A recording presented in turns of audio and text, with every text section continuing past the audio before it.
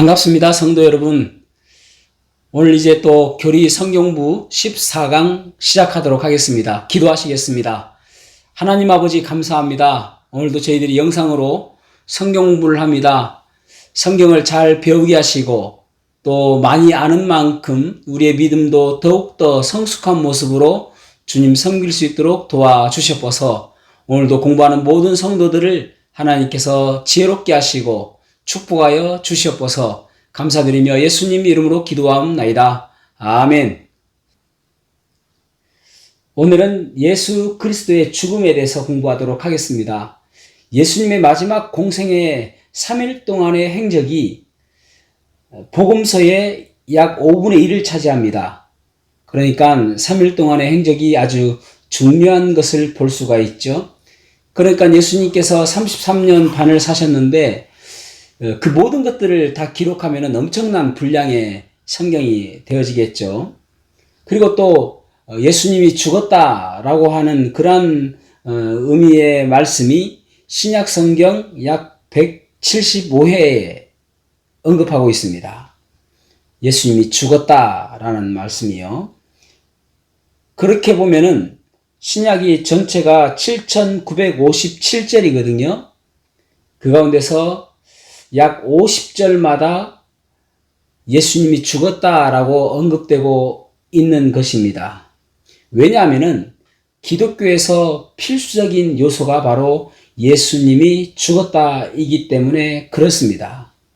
그래서 오늘 성경부는 아주 중요한 부분이라고 할 수가 있겠죠. 이 세상에 많은 종교들이 있습니다. 그 많은 종교들의 핵심은 무엇인가 하면은 종교를 세운 창시자들의 가르침이 핵심입니다. 그런데 기독교는 이 예수님이 죽었다, 이 죽음이 핵심입니다. 도덕적인 것, 윤리적인 것, 그것이 아니라 기독교의 핵심은 바로 십자가인 것입니다. 그러니까 예수님의 죽음이 있어야 부활이 있는 것이고 부활이 있고 재림이 있는 것입니다.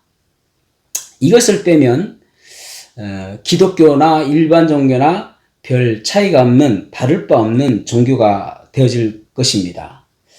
그래서 결국은 이 예수님의 죽음은 우리에게 가장 중요한 구원에 이르게 하기 때문에 가장 중요한 것이라고 할 수가 있을 것입니다. 이 세상의 다른 종교들은 어떻게 하면 잘 먹고 잘 살까라는 것이고 구원에는 관심이 없습니다. 그러나 예수님의 십자가의 죽음만이 우리에게 구원의 은혜를 베풀어 주시는 것입니다. 이 죽음은 일반 그냥 죽는 것이 아니라 희생 제물이 되셔서 대속 제물이 되셔서 죽으신 것입니다. 대신 속죄의 제물이 되신 것이죠. 그리고 이 십자가의 죽음은 민족적 차원에서는 예수님의 죽음은 이스라엘 민족이 자신의 메시아를 죽인 것이고 전 세계 모든 국제적인 관점에서 이 세상에 사는 모든 죄 많은 창조물인 사람이 자기를 창조하신 창조주를 죽인 것이 되는 것입니다. 그래서 이 내용을 구약 시대의 선지자들은 성령님께서 계시해 주실 때에 뭘 의미하는지 부지런히 찾아봤는데 이해는 잘 하지 못했다는 것입니다. 자, 베드로전서 1장 10절에서 12절 말씀 보겠습니다. 이 구원에 대하여는 너희에게 임할 은혜를 예언하던 선지자들이 연구하고 부지런히 살펴서 자기 속에 계신 그리스도의 영이 그 받으실 고난과 후에 받으실 영광을 미리 증언하여 누구를 또는 어떠한 때를 지시하는지 상고하니라.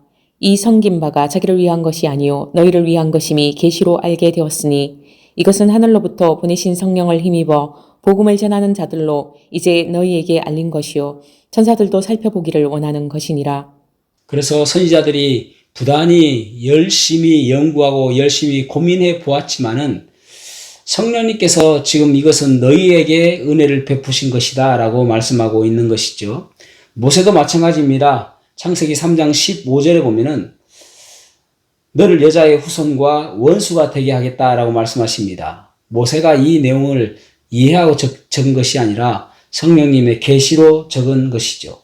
다윗도 마찬가지입니다. 시편 22편 1절에 보면은 내 하나님이여 내 하나님이여 어찌하여 나를 버리셨나이까 엘리 엘리 라마 사박다니. 이 내용도 다윗도 이해하지 못하면서 적은 시인 것입니다. 이사야도 마찬가지입니다. 이사야 50장 6절 말씀 읽어보겠습니다. 나를 때리는 자들에게 내 등을 맡기며 나의 수염을 뽑는 자들에게 나의 뺨을 맡기며 모욕과 침뱉음을 당하여도 내 얼굴을 가리지 아니하였느니라. 아멘. 이런 것들을 마치 보고 묘사하듯이 기록되어 있지 않습니까? 그런데 이것이 무엇인지를 잘 모르는 것이죠. 이 고난이 얼마나 컸는가를 이사야 52장 14절에 말씀하고 있습니다. 전에는 그의 모양이 타인보다 상하였고 그의 모습이 사람들보다 상하였으므로 많은 사람이 그에 대하여 놀랐거니와. 아멘. 얼굴을 알아볼 수 없을 정도로 되었다는 것이죠. 왜냐하면 예수님께서는 가시 면류관을 쓰셨는데 그 가시 끝은 독이 묻어 있습니다. 그래서 그 가시 면류관을 꾹 누르니까 얼굴에 가시 독이 들어가게 되어지고 그리고 얼굴이 독에 묻어서 이제 퉁퉁 부어서 마치 풍선처럼 붓게 되는, 그래서 이것이 사람의 얼굴인가 할 정도로 그렇게 되어진다는 것이죠. 그만큼 고통스러운 것인데 알지 못하면서 이렇게 적는 것입니다. 이사야 53장 3절에서 4절 말씀 보십시오. 그는 멸시를 받아 사람들에게 버림받았으며 강고를 많이 겪었으며 질고를 아는 자라. 마치 사람들이 그에게서 얼굴을 가리는 것 같이 멸시를 당하였고 우리도 그를 귀히 여기지 아니하였도다. 그는 실로 우리의 질고를 지고 우리의 슬픔을 당하였거늘 우리는 생각하기를 그는 징벌을 받아 하나님께 맞으며 고난을 당한다 하였노라. 마치 생생하게 보고 있듯이 묘사하고 있는 글인 것입니다. 다니엘도 보면은 이제 다니엘 9장 26절에 보면은 62일의 때에 다니엘의 71회 가운데 62일의 때에 예수님께서 돌아가시는 것을 기록하고 있습니다. 그리고 스가랴서에 보면은 은 30에 그분이 팔리게 될 것을 말씀하고 있습니다. 그리고 천사들은 있잖아요. 예수님의 탄생을 보았고 또 기적을 보았고 예수님께서 하시는 설교를 보았습니다. 그런데 그분이 죽는다고 하니까 천사들도 그 죽으심을 살펴보기를 원한다는 것입니다. 그래서 그리스도의 죽으심은 신비인 것입니다. 상상하지 못하는 경이로움이라고 할 수 있는 것이죠. 이것이 무엇을 의미하는지 몰랐다라는 것입니다. 성령이 가르쳐 주신 것입니다. 그리고 죽음에 대한 예언의 말씀을 보면은 예수님 자신이 예언하였습니다. 요한복음 2장 19절에 보면은 성전 정화 이후에 예수님께서 말씀하시는 내용입니다. 예수께서 대답하여 이르시되 너희가 이 성전을 헐라 내가 사흘 동안에 일으키리라. 아멘. 예수님 자신을 가리키는 것이죠. 그리고 니고데모와의 대화 속에서 요한복음 3장 14절에 보면은 모세가 광야에서 뱀을 든 것 같이 인자도 들려야 하리니. 아멘. 그 노뱀, 달려야 될 그 노뱀이 바로 예수님이다 라는 것이죠. 그리고 교회를 설립할 것이라는 선포 이후에 말씀하십니다. 마태복음 16장 16절에 보면은 주는 그리스도시요 살아계신 하나님의 아들이십니다 라고 고백하는 베드로에게 16장 18절에 보면은 내가 이 반석 위에 교회를 세우리니 라고 말씀하십니다. 그리고 16장 21절에 이렇게 말씀하십니다. 이때로부터 예수 그리스도께서 자기가 예루살렘에 올라가 장로들과 대제사장들과 서기관들에게 많은 고난을 받고 죽임을 당하고 제3일에 살아나야 할 것을 제자들에게 비로소 나타내시니. 아멘. 내가 곧 죽게 될 것이다. 죽임을 당한다. 그리고 제3일에 살아나야 할 것을 말씀하십니다. 그리고 나서 곧바로 변화산 사건이 나옵니다. 야고보와 베드로와 요한을 데리고 변화산으로 가셨습니다. 모습이 변화된 것을 바라보게 되어지죠. 그 이후에 예수님께서 또 자신이 죽을 것이라고 말씀을 하십니다. 그리고 사악한 포도원 일꾼들 비유를 통해서 예수님께서는 죽으실 것이라고 말씀하십니다. 포도원 주인이 포도원을 세를 주고 그 종들을 보내어서 세를 받아오라고 합니다. 그런데 그 포도원 지기들이 바로 그 종들을 죽이죠.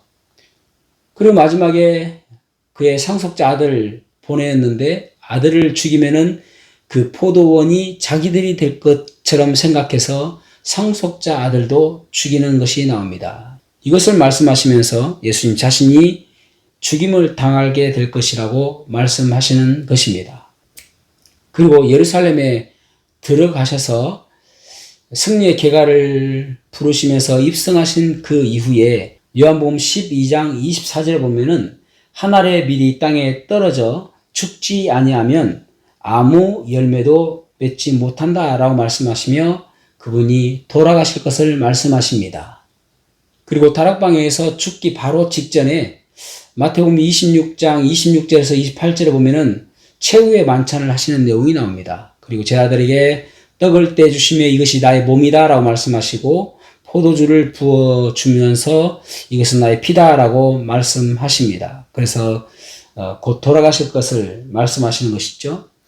그리고 겟세마네로 가시면서 마태복음 26장 31절에 보면은 오늘 밤 너희가 다 나를 버리리라 라고 말씀하십니다. 예수님의 죽으심의 원인은 두 가지가 있습니다. 1차적인 원인과 2차적인 원인이 있습니다. 먼저 2차적인 원인을 살펴보면은 가룟 유다 때문에 죽으셨죠. 그리고 그 당시 대제사장이었던 안나스와 가야바에 의해서 돌아가셨습니다.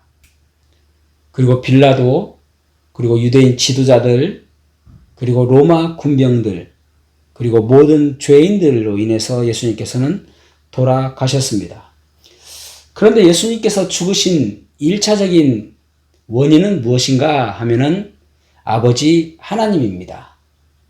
이사야 53장 6절에 보면은 우리는 다 양 같아서 그릇 행하여 각기 제 길로 갔거늘 여호와께서는 우리 무리의 죄악을 그에게 담당시키셨도다 라고 말씀하고 있습니다. 하나님 아버지께서 그에게 모든 죄를 담당시키셨다라고 말씀하고 있고 또 요한복음 3장 16절에도 보면은 하나님이 세상을 이처럼 사랑하사 독생자를 주셨으니 이는 그를 믿는 자마다 멸망하지 않고 영생을 얻게 하려 하심이니라 라고 말씀하고 있습니다. 그러니까 1차적인 원인은 무엇인가? 하나님에게 있다라는 것이죠. 자, 그러면은 그 예수님의 죽으심의 범위는 어디까지인가? 세상의 모든 사람들입니다. 세상 모든 사람들을 위해서 돌아가셨다라고 말씀하고 있습니다. 그래서 칼빈주의의 제한적 속죄는 맞지 않습니다. 우리는 보편적 속죄를 믿습니다.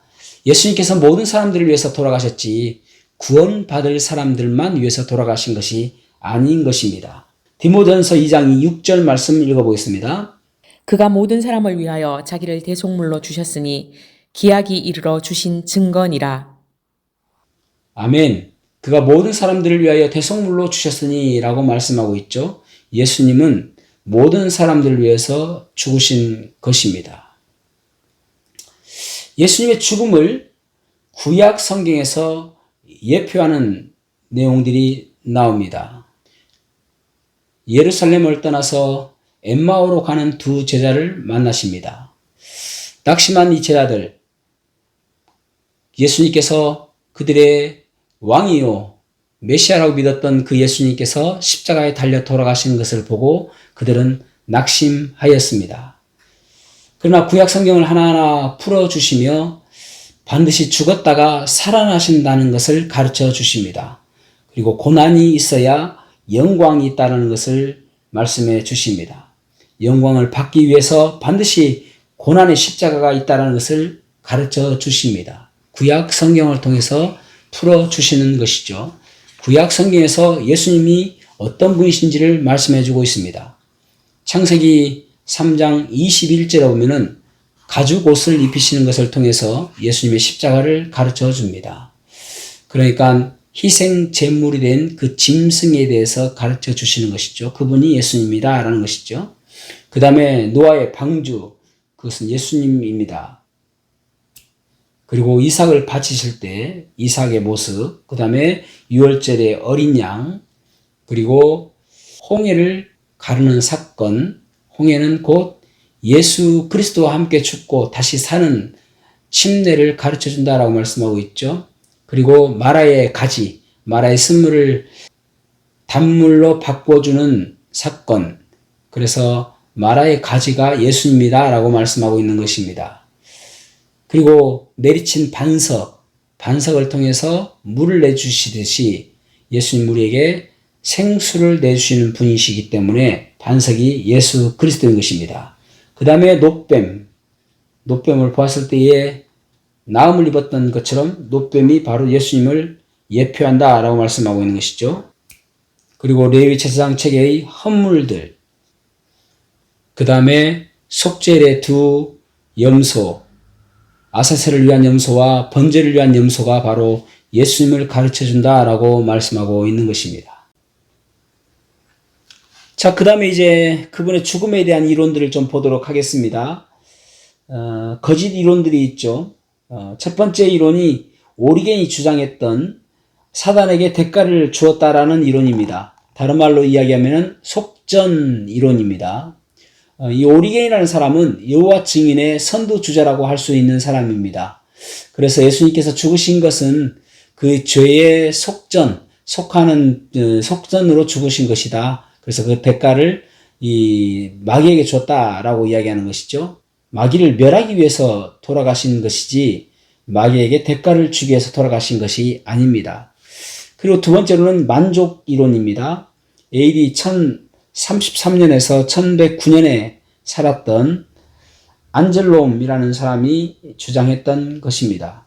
예수님이 죽으신 것은 손상된 하나님의 명예를 회복하기 위해서, 복수하기 위해서 돌아가셨다라는 것입니다. 하나님이 모욕을 당했습니다. 그래서 예수님께서 복수하시기 위해서 십자가에 달려 돌아가셨다라고 이야기하는 것입니다. 예수님이 죽으신 것은 복수하기 위해서 죽으신 것이 아니라 우리를 사랑하시기 때문에 죽으신 것입니다. 예수님께서 죽으신 것은 다른 죽음이 아니라 대속의 죽음입니다. 대속의 죽음입니다. 예수님께서는 우리를 대신 속죄하시기 위해서 죽으신 것입니다. 그것을 대속의 죽음이라고 이야기하죠. 이 이야기를 잘 이야기해주고 있는 것이 예전에 미국의 전도지에 적혀있던 내용이라고 합니다. 1862년에 미국의 남북전쟁이 일어납니다. 그때에 마르라주의 팔미라는 곳에 아주 작은 마을이 있었는데 윌리 리어라는 18살 청년이 있었습니다. 팔미라는 마을은 남군을 지지했습니다. 그런데 북군이 이 팔미라는 마을을 쳐들어오게 되었고 주둔하게 되었습니다. 그 가운데서 북군과 팔미 마을 사람들의 갈등이 점점 심해졌습니다.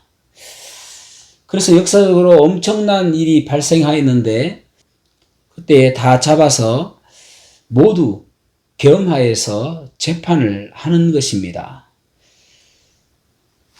이 시민들을 게릴라로 재판하고 사형 선고를 내립니다.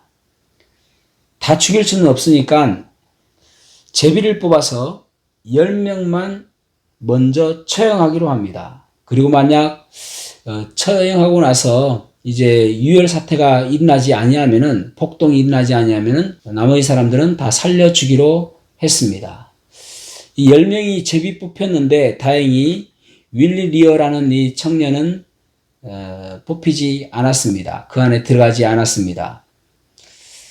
그런데 사람들을 보니까 그 가운데 한 사람이 윌리 리어 바로 옆집에 사는 남자였습니다. 이 사람은 자녀들도 있고 또 어렵게 살아가는 그러한 사람이었습니다.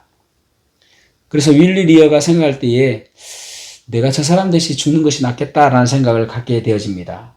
그래서 북군 장교에게 가서 제가 혹시 대신 죽어도 되느냐라고 묻습니다. 그러자 북군 장교는 10명 숫자만 채우면 되는 것이니까 굳이 마다할 이유가 없었습니다. 그래서 그 사람 대신에 윌리 리어가 10명에 들어가게 되었습니다. 다음날 10명은 형장에 서게 되었고 총으로 사형당하게 되었습니다. 그리고 이 사람은 살았습니다. 여러분, 대신해서 살게 된 것이죠. 그래서 이 사람은 어떻게 살아갈까요? 자기가 죽을 수밖에 없는 그런 존재였음에도 불구하고 윌리 리어 때문에 내가 살았습니다라고 만나는 사람마다 그렇게 이야기하지 않겠습니까? 그와 마찬가지다라는 것이죠. 우리가 죄로 인해서 죽었던 존재인데 예수 그리스도께서 우리를 살려주시기 위해서 대신 십자가에 달려 돌아가신 것, 그것이 바로 대신 속죄인 것입니다. 자, 그렇다면은 예수님이 왜 죽으셔야만 되느냐? 예수님이 죽으셔야만 되는 필요성에 대해서 보도록 하겠습니다. 미국에서 가장 많이 사용하는 조직 신학책인 헨리 시센이라고 하는 사람이 쓴 이 조직 신학책 327쪽에서 328쪽에 이렇게 기록하고 있습니다. 처음에는 하나님과 사람은 얼굴을 마주 대하며 만났다. 죄를 지으면서 아담은 하나님에게 등을 돌렸다. 하나님도 아담에게 등을 돌렸다. 그런데 그리스도의 죽음은 하나님의 요구를 만족시켰고 하나님은 다시 사람을 향해 얼굴을 돌리셨다. 이제는 사람이 하나님께로 얼굴을 돌려야 한다. 자신의 아들의 죽음으로 인해 하나님께서 화해하게 되셨으므로 하나님은 사람이 자신과 화해할 것을 촉구하신다. 예수님의 죽음은 하나님과 사람의 다리가 되셨습니다. 원래 우리는 하나님과 원수지간이었지요. 그런데 예수님께서 우리를 하나님과 화해하게 하셨습니다.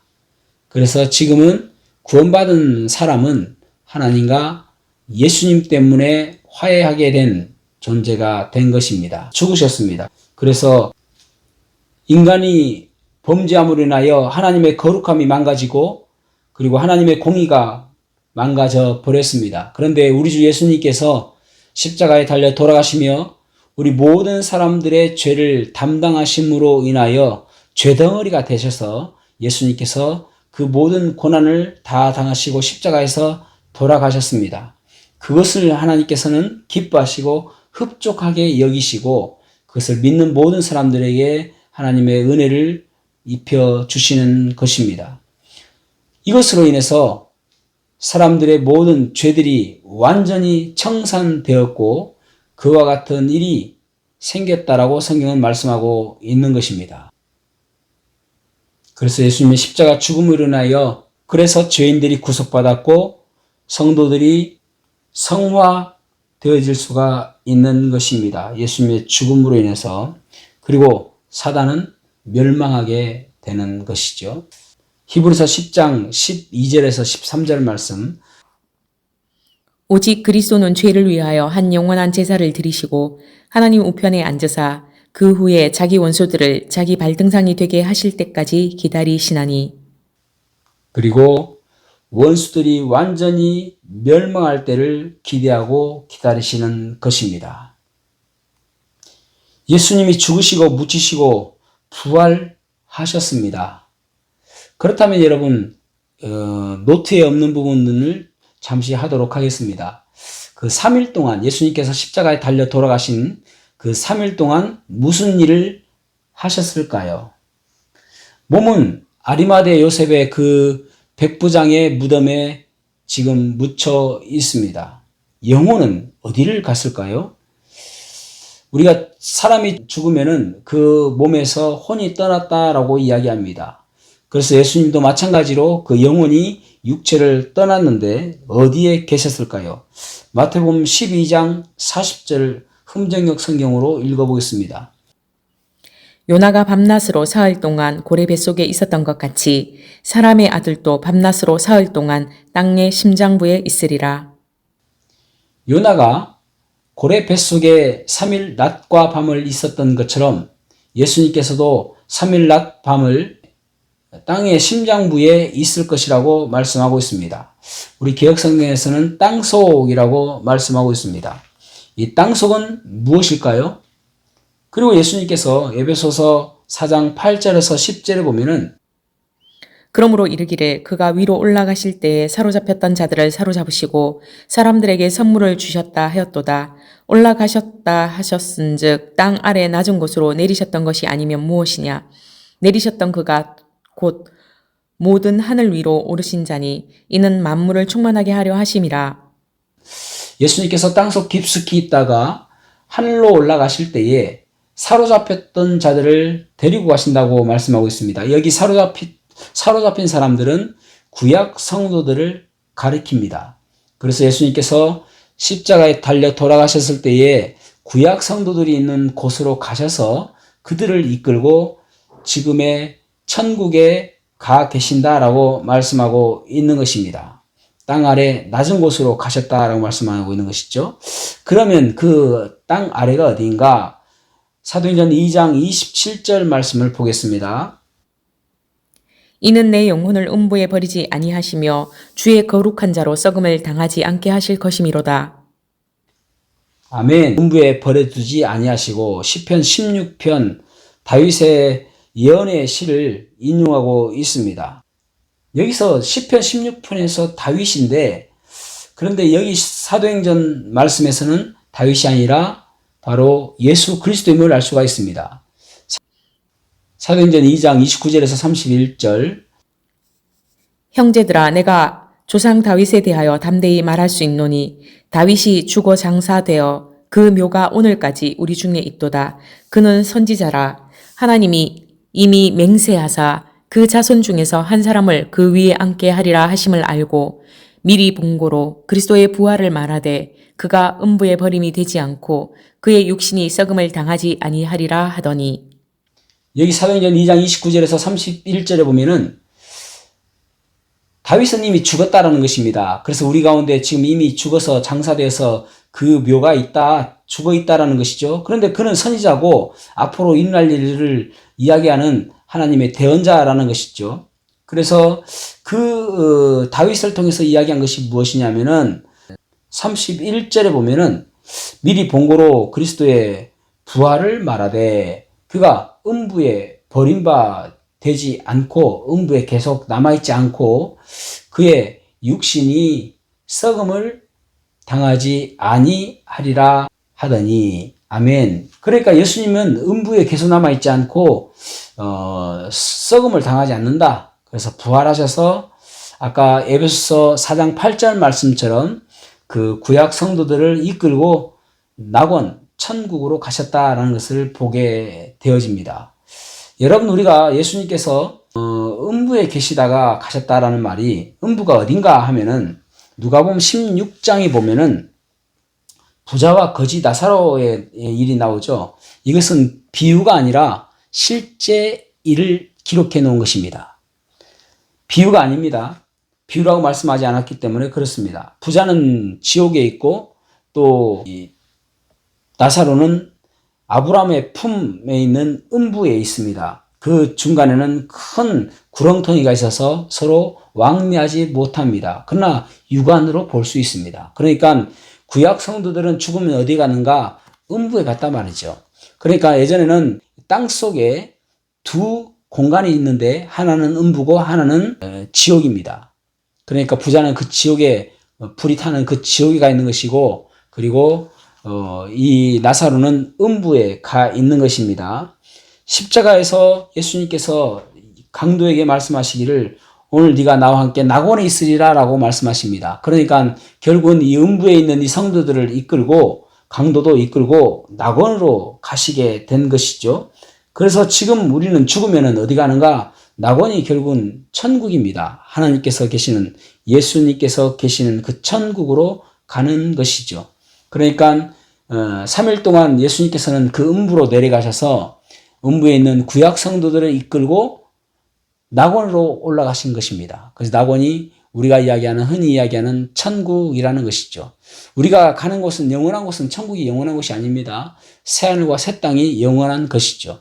그러니까 예수님께서는 그 구약 성도들을 이끌고 가신 것입니다. 그러니까 지금 구약 성도들 어디에 있는가? 천국에 있는 것이죠.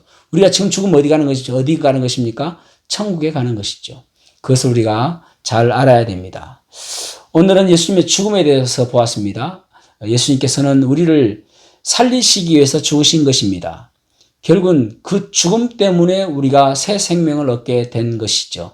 그것을 대속적 죽음이다 라고 이야기를 합니다. 우리들 대신해서 죽으신 그 예수님, 그 어떤 종교도 본딸 수 없는, 그 어떤 종교도 흉내낼 수 없는 그러한 일을 주님께서 우리를 위해서 하셨습니다. 무엇 때문에요? 우리를 사랑하셔서. 그래서 우리가 나 대신 죽으신 예수님을 날마다 자랑하며 살아가는 복된 삶 살아가시기를 주님의 이름으로 축복합니다. 기도하시겠습니다. 하나님 아버지 감사합니다. 오늘 저희들이 예수님의 죽음에 대해서 보았습니다. 성경에서 말하는 예수님의 죽음은 우리를 위해서 대신 속죄의 죽음이라고 말씀하고 있습니다. 내가 죽어야 될 그 자리에 예수님께서 나를 사랑하셔서 대신 죽으신 것을 보았습니다. 날마다 그 주님 사랑하며 주님과 동행하며 주님 자랑하며 살아가는 저희들의 삶이 될 수 있도록 도와주시옵소서. 예수님 이름으로 기도합나이다. 아멘.